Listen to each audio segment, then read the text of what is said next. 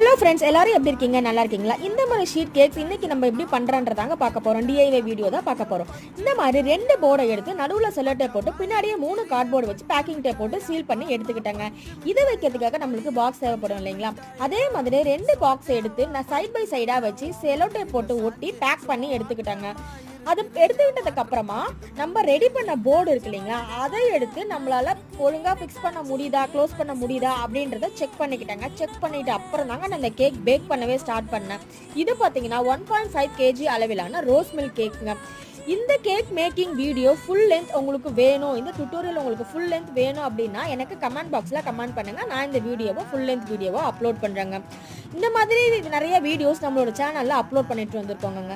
அது உங்களுக்கு தெரியணும் அப்படின்னா நம்மளோட சேனலை சப்ஸ்கிரைப் பண்ணிட்டு ஃபாலோ பண்ணிக்கோங்க. அது மட்டும் இல்லாமல் அஜீஸ் பேக்ஸ் என்ற இன்ஸ்டாகிராம் ஐடியும் ஃபாலோ பண்ணிக்கோங்க. நம்ம brownies, tea cakes, cup cakes இதெல்லாமே